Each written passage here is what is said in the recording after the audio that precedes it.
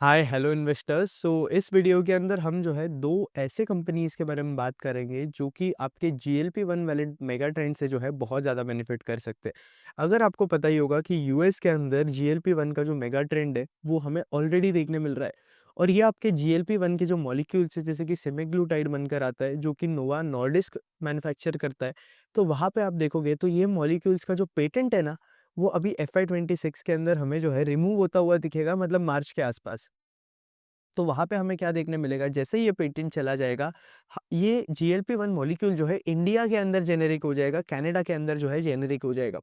तो जब ये मॉलिक्यूल जेनेरिक हो जाता है तो इस मॉलिक्यूल का प्राइस जो है हमें 70% से फॉल होता हुआ देखने मिलेगा। और जैसे ही ये मॉलिक्यूल का प्राइस फॉल होता हुआ देखने मिलेगा, जो बाकी कंपनीज है जैसे कि शेली इंजीनियरिंग हो गया, एंटेरो हेल्थ केयर सॉल्यूशंस हो गया, या फिर अगेन अगर हम दूसरी CDMO कंपनीज के बारे में बात कर रहे हैं जैसे कि डॉक्टर रेड्डीज हो गया जो कि फॉर्मुलेशंस के अंदर आती है। CDMO के अंदर अगर आप देखोगे तो पिरामल फार्मा जैसी कंपनीज हो गई, ये सारी कंपनीज जो है बहुत ज़्यादा बेनिफिट करेंगी। तो आज इस वीडियो के अंदर हम ऐसे 2 कंपनीज़ के बारे में बात करेंगे जो कि ये आपके GLP-1 का जो मेगा ट्रेंड है, उसके थ्रू जो है ये कंपनीज़ बेनिफिट कर सकती है। और किसी भी मेगा ट्रेंड को अर्ली आइडेंटिफाई करना जो है एज़ इन्वेस्टर हमें पहले से ही पता पता होना चाहिए, ताकि एज़ इन्वेस्टर जो है हम उस इंडस्ट्री को या उस सेक्टर को जो है पहले पढ़कर रख सकें, ताकि हम ऑलवेज़ हमारे पास एक एडवांटेज रहे कि उस सेक्टर के अंदर जब हमें टेलविंड्स देखने मिल रही है, तो हम उस सेक्टर को जो है सबसे जल्दी कैच ऑन कर पाएँ। तो यहाँ पे अगर आप देखोगे तो जो पहली कंपनी जिसका हमें डिस्कशन करना है, इसका नाम है एंटेरो हेल्थ केयर। अब एंटेरो हेल्थ केयर जो है एक बहुत छोटी कंपनी है। यहाँ अगर आप देखोगे तो ये कंपनी कॉन्स्टेंटली फार्मा मार्केट को जो है आउट परफॉर्म कर रही है। अगर हम Q1 FY 26 के अंदर ही बात करें तो आपकी IPM के अंदर ग्रोथ जो है हमें 9% की देखने मिली, लेकिन एंटेरो के अंदर हमें जो है 28% की ग्रोथ देखने मिली। फिर इसके साथ-साथ इनके जो नंबर ऑफ कस्टमर्स है वो भी बहुत ज़्यादा फास्ट इंक्रीज़ हो रहे हैं। जैसे कि 60,300 प्लस कस्टमर्स थे इनके Q1 FY 25 के अंदर, और Q1 FY 26 के अंदर हमें इनके कस्टमर्स जो है 71,000 के आसपास जाते हुए देखने मिले। और ये अपना एक्सपेंशन भी बहुत ज़्यादा फास्ट कर रहे हैं। एंटेरो के केस में अगर आप देखोगे तो ये मैक्सिमम एक्सपेंशन जो है एक्विजिशन लेड करते हैं। इन्होंने ओवर 50 प्लस एक्विजिशन जो है कर रखे हुए हैं और उसे जो है ये अपनी कंपनी के अंदर इंटीग्रेट कर देते हैं। अगर आप यहाँ देखोगे तो आपका जो IPM है उसकी ग्रोथ देखो, और यहाँ पे आप एंटेरो की कंसोलिडेटेड ग्रोथ देखो। ऑर्गेनिक ग्रोथ के अंदर भी आपका एंटेरो जो है आपके IPM को आउट परफॉर्म कर रहा है, और ये एक्विजिशन लेड ग्रोथ करने के बाद भी एंटेरो जो है बहुत ज़्यादा सॉलिड मार्जिन से जो है आपके IPM के ग्रोथ को आउट परफॉर्म कर रहा है। तो यहाँ अगर आप देखोगे तो Q3 FY 25 के अंदर ही एंटेरो ने जो है 37% से ग्रो किया, लेकिन आपका वही IPM ने ग्रो किया है सिर्फ 8% से। तो एंटेरो क्लियरली पूरे फार्मा मार्केट को जो है आउट परफॉर्म कर रहा है। और कोई भी कंपनी अगर इंडस्ट्री से ज़्यादा फास्ट पेस पे ग्रो कर रही है, इसका ये मतलब है कि उस इंडस्ट्री के अंदर जो है वो लोग मार्केट शेयर खा रहे हैं। तो अगर आप ऑटो सेक्टर के अंदर भी देखोगे तो महिंद्रा एंड महिंद्रा जो है क्लियरली आपके बाकी प्लेयर्स को जो है मार्केट शेयर खा रही है। जैसे कि टाटा का मार्केट शेयर महिंद्रा खा रहा है, मारुति सुजुकी का मार्केट शेयर महिंद्रा खा रहा है, क्योंकि वो सेक्टर के अंदर अगर आप देखोगे तो महिंद्रा एंड महिंद्रा जो है कॉन्स्टेंटली उसकी सेल्स हमें ग्रोथ देखने मिल रहा है सेल्स के अंदर। लेकिन बाकी कंपनीज के अंदर देखोगे तो हमें ग्रोथ नहीं देखने मिल रहा है। तो इसलिए हम बोल सकते हैं कि महिंद्रा मार्केट शेयर जो है ईट अप कर रहा है।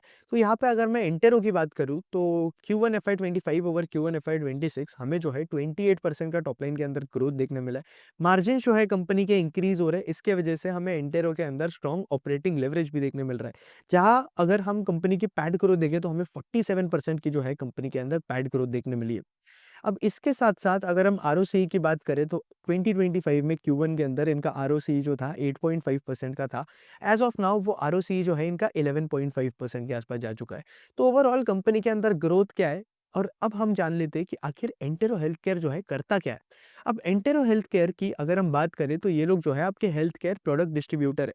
मतलब फार्मा के अंदर अगर आप देखोगे तो पूरे फार्मा के अंदर डिफरेंट प्लेयर्स होते हैं, डिफरेंट वैल्यू चेन के अंदर काम कर रहे होते हैं। तो जो आपके फार्मा के मैन्युफैक्चरर्स होते हैं ना, जो कि आपके फिल्ड फिनिश प्रोडक्ट्स बनाते हैं, तो उनकी मार्जिन जो होती है वो सबसे कंपैरेटिवली ज़्यादा होती है। तो उनका अगर आप टिपिकल मार्जिन रेंज देखोगे तो 40 टू 60% के आसपास उनका मार्जिन चले जाता है। फिर इसके बाद जो है आपके C&F एजेंट्स बनकर आते हैं, जो कि आपकी स्टोरेज फैसिलिटीज़ प्रोवाइड करते हैं, आपकी सेल्स का रिकॉर्ड वगैरह रखते हैं, तो उनके मार्जिन जो है 2 टू 4% होते हैं। फिर आपके डिस्ट्रीब्यूटर्स बनकर आते हैं, फार्मा डिस्ट्रीब्यूटर्स, जिनके मार्जिन जो है 8 टू 15% के आसपास चले जाते हैं। और उसके बाद आपकी फार्मेसी आती है, हॉस्पिटल हॉस्पिटल्स आते हैं जिनके मार्जिन्स कंपैरेटिवली हायर साइड होते हैं। अब एंटेरो हेल्थ केयर सॉल्यूशंस करता क्या है? एंटेरो हेल्थ केयर जो है, जो आपके फार्मा मैन्युफैक्चरर से जो प्रोडक्ट लेते हैं ये लोग, और फिर उसे जो है ये लोग डिस्ट्रीब्यूटर को सप्लाई करते हैं। तो ये आपके मैन्युफैक्चरर और डिस्ट्रीब्यूटर के बीच में जो एक प्लेयर बनकर आता है, वो है हमारा एंटेरो हेल्थ केयर। तो इसलिए अभी ये लोग मिडल मैन है, तो इसलिए अगर आप इनके मार्जिन्स देखोगे ना, तो इनके मार्जिन्स इतने ज़्यादा अच्छे नहीं है, मतलब 4-5% के आसपास ही जो है कंपनी के मार्जिन्स है। लेकिन ये मॉडल जो है बहुत ज़्यादा स्केलेबल मॉडल है। तो यहाँ अगर आप देखोगे तो कंपनी कैसे स्केल कर रही है, ये लोग ज़्यादा से ज़्यादा एक्विजिशंस कर जो है स्केल कर रहे हैं। As of pan India presence अगर आप देखोगे तो एंटेरो ने वो भी बना के रखा है, जहाँ पे इनके जो है 102 वेयर हाउसेस है, अबाउट 45 सिटीज़ के अंदर ये लोग प्रेज़ेंट है, और 19 स्टेट्स ऑफ इंडिया के अंदर जो है इन्होंने अपना प्रेजेंस बना कर रखा है। फिर इसके बाद अगर हम बात करें तो इनके कस्टमर भी जो है हमें कॉन्स्टेंटली इंक्रीज़ होते हुए देखने मिले, जो कि अगेन पॉजिटिव बात है। और ये बिज़नेस मॉडल जो है ना एंटेरो का, ये बहुत ज़्यादा स्केलेबल बिज़नेस मॉडल है। जैसे कि 2021 से 2025 के केस में अगर आप देखोगे तो हमें जो है 30% सीएजीआर की ग्रोथ देखने मिली है कंसोलिडेटेड बेसिस पे कंपनी के टॉप लाइन के अंदर। फिर इसके बाद अगर हम थोड़ा एंटेरो के बारे में बात करें तो आपके फार्मास्यूटिकल सप्लाई चेन के अंदर चैलेंजेस क्या आते हैं। एक तो आपके सप्लाई चेन के अंदर कॉम्प्लेक्सिटी बहुत ज़्यादा इंक्रीज़ हो जाती है। आपको सब स्केल डिस्ट्रीब्यूटर से, मतलब अभी आप एक एग्जांपल करो, आप एक एग्जांपल समझ सकते हो कि आप एक फार्मा डिस्ट्रीब्यूटर हो, ठीक है? अब इस फार्मा डिस्ट्रीब्यूटर को सामान लेना है तो उसे मल्टीपल डिस्ट्रीब्यूटर से डील करना पड़ेगा। तो यहाँ पे आप देखोगे तो बहुत ज़्यादा कॉम्प्लेक्सिटी इन्वॉल्व रहती है। तो ये चीज़ जो है एंटेरो हेल्थ केयर सॉल्व करता है। फिर इसके साथ-साथ इन कंपनीज़ के पास डेटा का स्टोरेज इंफ्रास्ट्रक्चर इतना नहीं होता है, तो ये भी ये लोग चीज़ें सॉल्व करते हैं। फिर आपके due to multiple stock points जो है, हमें जो है आपका हाई एक्सपायरीज़ देखने मिलता है। तो उस टाइम पे ये मेडिकल वाले या फिर डिस्ट्रीब्यूटर्स हो गए, तो इन लोगों का लॉस होता है। तो ये भी चीज़ें जो है एंटेरो सॉर्ट आउट करता है।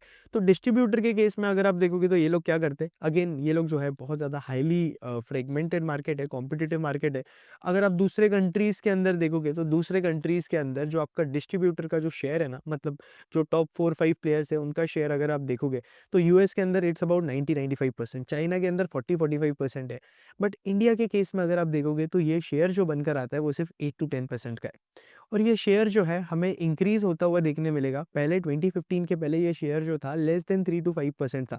बट अभी ये 8 टू 10% का हो गया है, और एक्सपेक्टेड है कि 2028 तक ये शेयर जो है कम से कम इंडिया के अंदर जो आपका लार्ज डिस्ट्रीब्यूटर है उनका शेयर 20 टू 30% के आसपास चल जाए। मतलब आप इमेजिन कर सकते हो कि मार्केट जो है कितना ज़्यादा फास्ट स्केल आउट कर रहा है। तो इसलिए एंटेरो हेल्थ केयर जो है एक बहुत इंटरेस्टिंग बिज़नेस मॉडल है जो कि आपको स्टडी करना चाहिए। फिर इसके साथ-साथ ये लोग फार्मा प्रोडक्ट डिस्ट्रीब्यूशन के अंदर है ही, इसके साथ-साथ कंपनी जो है आपके हेल्थ केयर प्रोडक्ट डिस्ट्रीब्यूशन के अंदर भी जा रही है। हेल्थ केयर प्रोडक्ट डिस्ट्रीब्यूशन के अंदर अगर आप देखोगे तो इनके मार्जिन्स जो है ना वो कंपैरेटिवली बेटर है। जो हेल्थ केयर डिवाइसेज़ ये लोग सप्लाई करते हैं उनके इसमें बेटर मार्जिन्स बनकर आते हैं। तो जितना ज़्यादा ये हेल्थ केयर वाले डिवाइसेज़ सप्लाई करेंगे उतने ज़्यादा अगर आप देखोगे तो इनके मार्जिन्स इंक्रीज़ होंगे, और ओवरऑल कंसोलिडेटेड लेवल पे भी हमें इनके मार्जिन्स जो है वहाँ पे इंक्रीज़ होते हुए देखने मिलेंगे। फिर इसके बाद अगर हम बात करें तो ये लोग जो है प्राइवेट लेबल्स वगैरह भी सप्लाई कर रहे हैं, जैसे कि नेबुलाइज़र्स हो गया, फिर इसके साथ-साथ आपके पर्सनल प्रोटेक्टिव हो गए, हाइजीन हो गया, सर्जिकल कंज्यूमेबल प्रोडक्ट्स हो गया, तो ये सारे कुछ प्रोडक्ट्स जो है ये लोग प्राइवेट लेबल के अंदर भी सप्लाई कर रहे हैं। अब इसके बाद एंटेरो की थोड़ी अगर हम और बात करें, तो यहाँ पे इनके नंबर्स हमें कॉन्स्टेंटली स्ट्रॉन्ग देखने मिल रहे हैं। एम&ओ से अगर हम बात करें तो कंपनी का जो इनऑर्गेनिक रेवेन्यू है वो 218 करोड़ का बनकर आया है इस क्वार्टर के अंदर, और यहाँ पे अगर आप देखोगे तो ऑर्गेनिक और इनऑर्गेनिक का कॉम्बिनेशन मिलाकर कंपनी के अंदर हमें स्ट्रॉन्ग ग्रोथ रेट्स देखने मिल रही है। अब यहाँ पे मैनेजमेंट ये गाइड कर रहा है कि ये लोग आराम से जो है 30% के आसपास ग्रो कर सकते हैं इन एफआई 26 ऑल्सो। यूजुअली अगर आप देखोगे इंटेरो के केस में तो क्यू वन जो है सीजनली वीकेस्ट क्वार्टर होता है इन फार्मा कंपनीज के लिए, यूजुअली जो आपके मतलब मेडिकल हो गए या डिस्ट्रीब्यूटर्स हो गए तो उनके केस में। और फिर यहाँ पे अगर आप देखोगे तो Q2 जो है कंपैरेटिवली हायर क्वार्टर होता है, बेटर क्वार्टर होता है, क्योंकि Q2 के अंदर हमें मॉनसून देखने मिलता है, इन्फेक्टियस डिसीज़ देखने मिलते हैं। रेनबो हेल्थ केयर नाम की भी एक कंपनी जो है, जो कि हमने बहुत पहले डिस्कस करी थी पुराने चैनल पे, तो वहाँ पे आप देखोगे तो वहाँ पे भी उन्होंने भी यही बताया था कि Q2 जो है उनके लिए कंपैरेटिवली स्ट्रॉन्गर क्वार्टर होता है, क्योंकि बच्चे जो है Q2 के अंदर ज़्यादा बीमार पड़ते हैं, रेनी सीज़न के टाइम पे। अब इसके साथ-साथ एंटेरो के केस में एक बहुत बड़ा रिस्क ये आ जाता है कि देखो क्विक कॉमर्स पे अगर ये मेडिसिन वाली चीज़ आ गई, ये चीज़ें होने लग गई, मतलब अगर हम क्विक कॉमर्स की बात करें तो देखो ज़ेप्टो के केस में या फिर ब्लिंकिट वगैरह के केस में इनके पास जो है बहुत ज़्यादा लिमिटेड एसकेयू रेंज है एज़ ऑफ नाउ, और फार्मा के केस में ये इतनी ज़्यादा चीज़ें डिस्ट्रीब्यूट नहीं करते। बट अगर इनके पास ये चीज़ें आ गई तो आपकी एंटेरो हेल्थ केयर जैसी कंपनीज़ को जो है एक बहुत बड़ा रिस्क बन सकता है यहाँ पे। तो ये एक रिस्क है। अगेन एंटेरो हेल्थ केयर को डायरेक्ट रिस्क नहीं बनेगा, क्योंकि यार ये लोग जो है बी टू बी के अंदर काम करते हैं। लेकिन स्टिल अगर आप देखोगे तो कल को इन्हें अगर बी2सी जाना है या फिर इनके जो खुद के डिस्ट्रीब्यूटर्स हैं, उन्हें जो है रिस्क फेस करने मिलेगा, तो ये एक दिक्कत हो जाएगी कंपनी के केस में। फिर इसके साथ-साथ अगेन अगर हम बात करें तो कंपनी का मैनेजमेंट ये बता रहा है कि इनके इस साल एफआई 26 के अंदर कैश फ्लोज़ जो है पॉज़िटिव हो जाएँगे। तो ये एक और पॉज़िटिव बात है कंपनी के लिए। फिर अगेन अगर हम एंटेरो की बात करें, तो अब जब भी आपकी कंपनी इतने ज़्यादा एक्विज़िशंस कर रही है, तो वहाँ पे आप देखोगे तो यूजुअली इन एक्विज़िशंस को इंटीग्रेट करना जो है पॉसिबल नहीं होता है, आपकी टीम को मोटिवेट करना जो है पॉसिबल नहीं होता है। तो इसके लिए कंपनी अपनी टीम को मोटिवेट करने के लिए उन्हें ईसॉप्स वगैरह प्रोवाइड करती है और इसके साथ-साथ बाकी सारे इंसेंटिव्स देती रहती है ताकि लोग जो है अडॉप्ट करते रहे एक मेक को। फिर इसके साथ-साथ अगर हम आगे बात करें तो कंपनी के अंदर मार्जिन एक्सपेंशन लीवर्स हमें क्या देखने मिल सकते हैं। तो मार्जिन एक्सपेंशन लीवर्स की बात करें तो एक तो हमें एबिटा मार्जिन जो है बेटर प्रोडक्ट मिक्स की वजह से इंक्रीज़ होता हुआ देखने मिलेगा। वैल्यू एडेड सर्विसेज़ की वजह से जो है हमें मार्जिन्स इंक्रीज़ होते हुए देखने मिलेंगे। तो जब हम इनके मेडिकल डिवाइस वाले सेगमेंट की बात करें तो ये सेगमेंट जो है सिर्फ 4 टू 5% ऑफ रेवेन्यूज़ कंस्टिट्यूट करता है, जो कि इंक्रीज़ होकर हमें जो है ये जैसे-जैसे इंक्रीज़ होगा इनके मार्जिन्स हमें बेटर होते हुए देखने मिलेंगे। स्टॉक मार्केट मास्टर क्लास के अंदर सिखाया हुआ है। इसके साथ-साथ अगर आपको जेन्युइनली कुछ इक्विटी रिसर्च सीखना है, अगर आपको जेन्युइनली आपके लाइफ में कुछ करना है, अगर आप इरिटेट हो गए हो, आपको पोर्टफोलियो मैनेजमेंट सीखना है, आपको समझ में ही नहीं आ रहा है मार्केट के अंदर चीज़ें कैसे चलती है, आप बस ये यूट्यूब पे वीडियोज़ देख रहे हो, उस पे स्टॉक मार्केट के डिसीज़न ले रहे हो, कुछ टेलीग्राम ग्रुप पे आप ऐडेड हो या फिर कोई दोस्त आपको टिप्स दे रहे हैं, तो आप उस पे डिसीजन ले रहे हो या फिर आप ढंग से जो है मार्केट के अंदर रिसर्च नहीं कर पा रहे हो, तो आपके लिए जो है zero to hero equity research वाली जो क्लास है ये मस्ट नीडेड है और ये 20 आवर्स का कंटेंट जो है आपको देखना है। इस क्लास के अंदर आपके 20 आवर्स के रिकॉर्डेड लेक्चर्स है, ये आपको देखना है। इसके साथ-साथ इसमें टोटल 11 सेशंस है। इसमें आपको पीपीटी भी मिलेगी जो मैं यूज़ कर रहा हूँ। इसके साथ-साथ डिफरेंट सेक्टर के लिए डिफरेंट चेकलिस्ट होती है, जो कि हमें फॉलो करनी चाहिए। हर एक सेक्टर की अलग मेंटल मॉडल होता है। जैसे कि हॉस्पिटल्स के लिए हमें कुछ और देखना चाहिए। आप ऑटोमोबाइल कंपनीज़ के लिए देखोगे तो हमें कुछ और ट्रैक करना चाहिए। फिर उसके बाद आप कैपिटल मार्केट वाली कंपनीज़ देखोगे या कैपिटल गुड्स वाली कंपनीज़ देखोगे, लैब ग्रोन डायमंड कंपनीज़ देखोगे, गोल्ड कंपनीज़ देखोगे। तो हर एक सेक्टर के अंदर जो है हमें अलग-अलग चेकलिस्ट फॉलो करनी पड़ती है, अलग-अलग चीज़ें ट्रैक करनी पड़ती है कंपनीज़ के अंदर। तो इस मास्टर क्लास के अंदर आप सीखोगे कि कौन से सेक्टर के अंदर हमें क्या देखना है। आप आराम से एक बार आपने 20 आवर्स का कंटेंट देख लिया, आपको कंपनीज़ ट्रैक करनी स्टार्ट करनी है और फिर आप जो है कोई भी कंपनी को ट्रैक कर सकते हो, नॉट किडिंग। इसके साथ-साथ जो है मैं आपको इस मास्टर क्लास के अंदर सिखाऊँगा कि आप किस तरीके से एआई को अपने रिसर्च के अंदर यूज़ कर सकते हो, लेवरेज कर सकते हो। यहाँ पे मैंने जो है आपको वैल्यूएशंस के बारे में भी सिखाया हुआ है कि आप किस तरीके से कोई भी स्टॉक को जो है वैल्यू कर सकते हो मार्केट के अंदर विदिन मिनट्स। वो सीएफए वाले लोग होते हैं ना, वो कॉम्प्लेक्स कॉम्प्लेक्स मॉडल सिखाते हैं आपको, डीसीएफ मॉडल, ये मॉडल, वो मॉडल, आपको कोई ज़रूरत नहीं है। क्योंकि रियल लाइफ के अंदर अगर हम स्टॉक मार्केट के अंदर होते हैं तो ये सारी चीज़ें जो है एप्लीकेबल नहीं होती है फाइनेंस वाली चीज़ें। तो आप भले ही एमबीए फाइनेंस हो या फिर आपका स्टॉक मार्केट के अंदर कोई बैकग्राउंड नहीं है, आपको जो है ये मास्टर क्लास के अंदर एनरोल कर लेना चाहिए अगर आपको जेन्युइनली स्टॉक मार्केट के बारे में जो है सीखना है। यहाँ पे मैं आपको ये भी सिखाऊँगा कि आप पोर्टफोलियो मैनेजमेंट किस तरीके से कर सकते हो, जहाँ मैं अपना पोर्टफोलियो रिवील करूँगा आप लोगों को और अपने पोर्टफोलियो के स्टॉक से जो है मैंने आपको सारी चीज़ें सिखाई है। इसके साथ-साथ यहाँ डेली मुझे मेल्स आते रहते हैं, डेली मुझे डीएम्स आते हैं, व्हाट्सएप पे आता है, एक्स पे आता है, जीमेल पे मेल्स आते होते हैं। लोग जो है डेली मुझे बता रहे होते हैं कि भाई मास्टर क्लास के बाद जो है हमें कंटेंट बहुत अच्छा लगा, एकदम सुपर्ब कंटेंट है, क्योंकि लोग आपको स्टॉक मार्केट कोर्सेज़ के नाम पे कचरा बेच रहे हैं, आपको बेसिक चीज़ें सिखा रहे हैं और इस मास्टर क्लास के अंदर आप एकदम एडवांस चीज़ें सीखोगे और वो चीज़ें सीखोगे जो कि आपको मार्केट के अंदर एक्चुअली रेलेवेंट है। और इसके साथ-साथ लोग मुझे बताते हैं कि यार भाई हमने मास्टर क्लास देखने के बाद हमारा पूरा पोर्टफोलियो रिबैलेंस कर लिया। इसके साथ-साथ लोग मुझे ये भी बता रहे हैं कि हमने कंपनीज़ को ट्रैक करना स्टार्ट कर दिया है। कुछ लोगों ने तो कंटेंट क्रिएट करना स्टार्ट कर दिया है, तो वो लोग भी जो है कॉन्स्टेंटली टच के अंदर है। और एक और चीज़, मास्टर क्लास देखने के बाद अगर आपको कभी भी डाउट आता है, कोई भी स्टॉक रिलेटेड या कोई भी चीज़ रिलेटेड, तो आप जो है मुझसे वन ऑन वन भी कनेक्ट कर सकते हो, या तो मेरे एक्स के, ट्विटर के डीएम्स के अंदर, या फिर आप मुझे मेल कर सकते हो, या मेल और डीएम्स पे कनेक्ट करोगे तो मेरे लिए ज़्यादा बेटर होगा। तो मास्टर क्लास के लिए एनरोल कर लेना, लिंक नीचे जो है डिस्क्रिप्शन के अंदर दिया हुआ है और ये वैल्यू जो आपको मिलेगी ना इस प्राइस के लिए। अब एंटेरो की यार मैं थोड़ी बात करूँ तो कंपनी कर क्या रही है, यहाँ पे कंपनी के लिए क्या ग्रोथ ट्रिगर्स बनकर आते हैं। एक तो इनका ऑर्गेनिक एक्सपेंशन है। अब कंपनी ये बता रही है कि ये लोग इनऑर्गेनिक एक्विजिशंस कर ही रहे हैं, इनऑर्गेनिक के थ्रू ये लोग एक्सपेंशन भी कर रहे हैं, बट वहाँ पे इनकी ग्रोथ थोड़ी रिड्यूस हो जाएगी इनऑर्गेनिक स्पेस के अंदर, और ऑर्गेनिक के अंदर जो है ये लोग ज़्यादा फोकस कर रहे हैं और हमें उस वाले सेगमेंट के अंदर जो है ग्रोथ दिखने मिलेगी अभी। इनऑर्गेनिक एम&ए की बात करें तो यहाँ पे जो है इन्होंने 500 करोड़ के आसपास आपका एक्विजिशन रेवेन्यू जो है टारगेट कर रखा है और इनकी और भी डील जो है कई सारी चल रही है। फिर आपको मेडिकल डिवाइसेस वाली कैटेगरी पे फोकस करना है।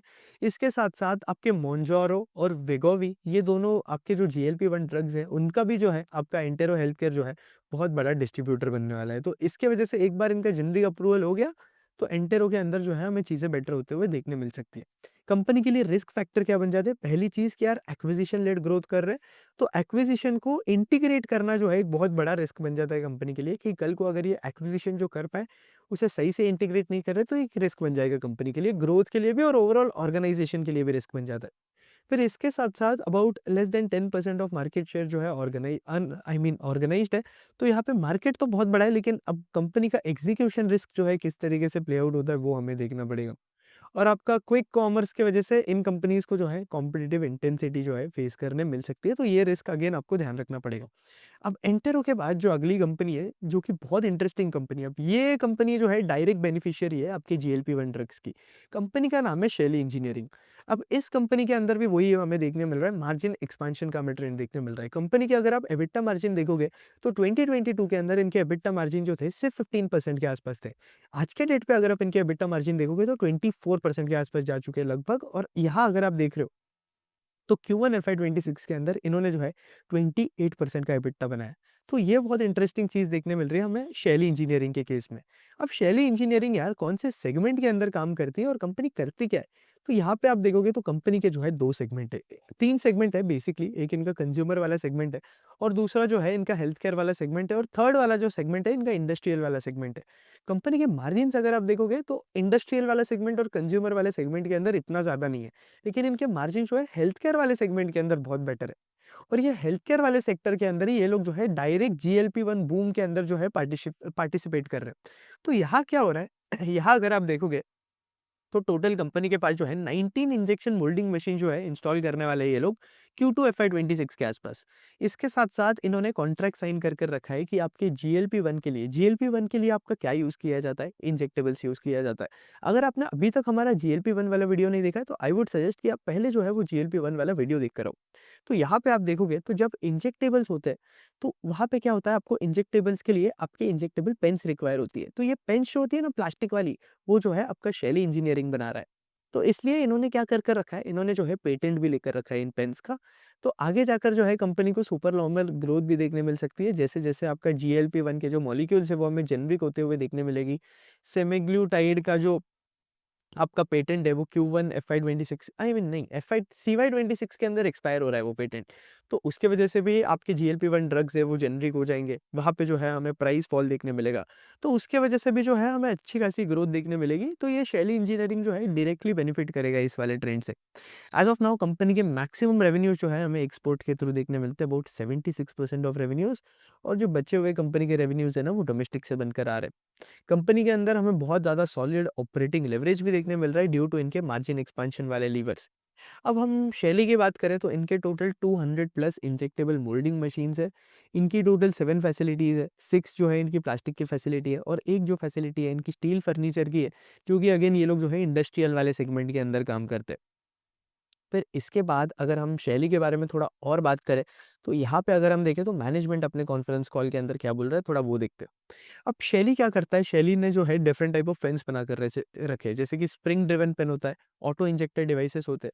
तो उससे ये लोग क्या करते हैं, पेशेंट्स को लगाते हैं और फिर ये जो है डायरेक्टली ऑटो इंजेक्ट कर देता है पेशेंट के बॉडी के अंदर जो जीएलपी-1 ड्रग होता है वो।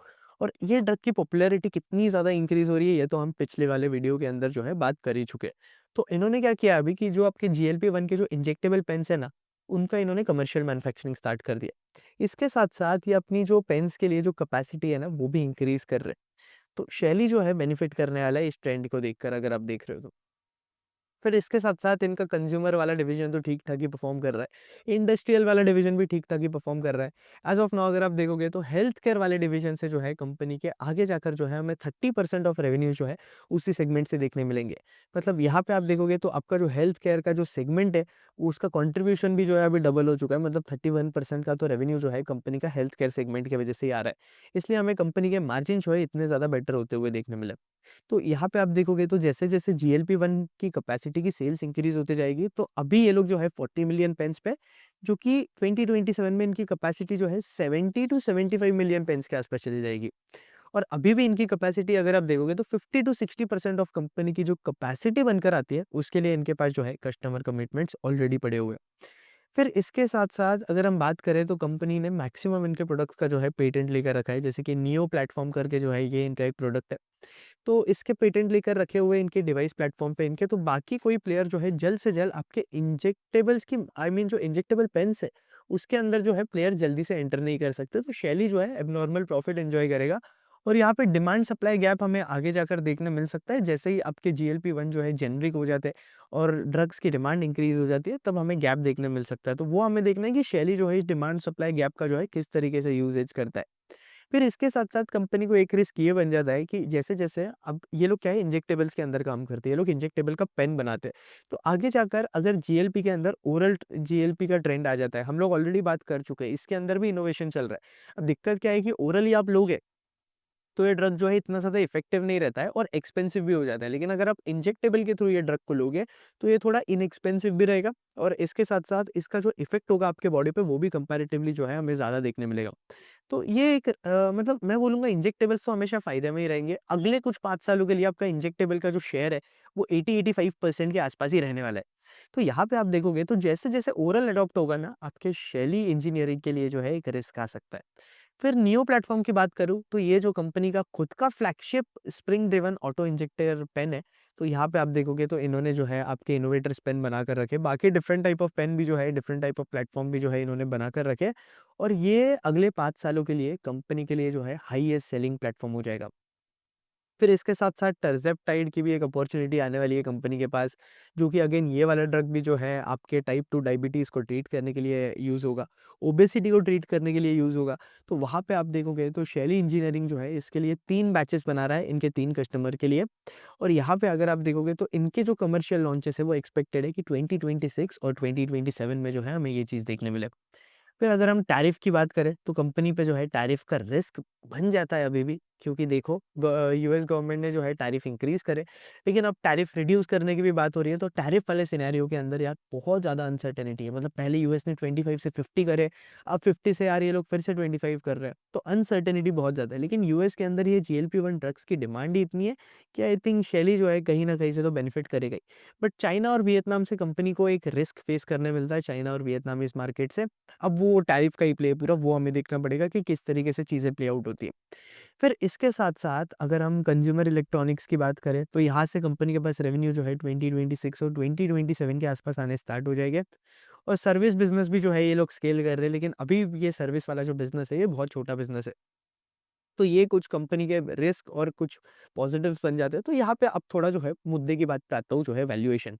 अब वैल्यूएशन की अगर मैं बात करूँ तो ऐज़ ऑफ नाउ शैली इंजीनियरिंग का अगर मैं फॉरवर्ड पे भी आपको बताऊँ, ट्रेलिंग 12 मंथ्स पे तो हमें 89 का देखने मिल रहा है। अब मैं ऐसा अज़्यूम करता हूँ कि कंपनी अपनी टॉप लाइन ग्रो करेगी 30-40% के आसपास। 30% के आसपास हम अज़्यूम करते हैं और 35% का ऑपरेटिंग लेवरेज हमें कंपनी के अंदर देखने मिल सकता है। हो सकता है ज़्यादा देखने मिले, तो वो आप थोड़ा एग्रेसिव हो रहे हो, तो वहाँ पे चलो अगर हम 40% का भी कंसिडर कर लेते हैं कंपनी के अंदर ग्रोथ, तो आपका जो पैट बनकर आ रहा था ना 2025 का, तो आपका पैट जो है 93 करोड़ का बनकर आ रहा है। तो अगर हम उसे 40% से ग्रो करें, तो आपका 130 करोड़ का पैट बनकर आता है 2026 के लिए। तो अगर हम फॉरवर्ड पे ही कैलकुलेट करें कंपनी के लिए, तो यहाँ पे आप देखोगे तो 79 का फॉरवर्ड पे ही बनकर आता है। तो यार वैल्यूएशंस तो भाई अभी भी एक्सपेंसिव है। लेकिन ये जीएलपी-1 का जो फ्यूचर है ना, जीएलपी-1 ड्रग्स का, वो जो है कंपनी के अंदर प्राइज़ इन हो रहा है। तो अब हमें देखना है कि कंपनी के अंदर किस लेवल की ग्रोथ आती है। अब कंपनी के अंदर जो एफआईआई होल्डिंग है ना, वो भी जो है कॉन्स्टेंटली इंक्रीज़ होते जा रही है अगर आप देखोगे तो। पहले आपका 3% था, फिर उसके बाद अब वो जो है 9% के आसपास जा चुका है और डीआईआई होल्डिंग भी जो है कंपनी के अंदर इंक्रीज़ हो रहा है। तो इंटरेस्टिंग कंपनी है, इसे आप ट्रैक पे रखो अगर आपको जीएलपी-1 का जो ट्रेंड है वो प्ले आउट करते हुए देखना है। अब हमें देखना पड़ेगा कि एक बार ये कनाडा के अंदर एक बार वो जेनेरिक हो जाता है जीएलपी-1 वाला ड्रग तो फिर किस तरीके से चीज़ें प्ले आउट होती है जीएलपी-1 के लिए।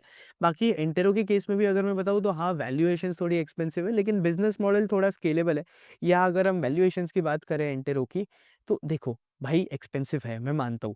लेकिन आई वुड सजेस्ट कि आप एंटेरो जैसी कंपनीज़ को ईवी टू एबिटा से भी वैल्यू कर सकते हो, पीई से भी आप वैल्यू कर सकते हो, कोई दिक्कत नहीं आएगा यहाँ पे वैल्यू करने के लिए। अगर आप पीई देखोगे इनका तो 51 के आसपास इनका पीई आ रहा है। अगर आप फॉरवर्ड बेसिस पे भी कैलकुलेट करोगे, हम ऐसा अज़्यूम करते हैं कि थोड़ा बहुत ऑपरेटिंग लेवरेज मिलेगा, तो फॉरवर्ड हम 40% का अर्निंग्स ग्रोथ अज़्यूम कर लेते हैं यहाँ पे, तो 107 का इन्होंने पैट करा हुआ है। तो उस बेसिस पे हमारा फॉरवर्ड पीई कितना बनकर आ रहा है कंपनी के लिए?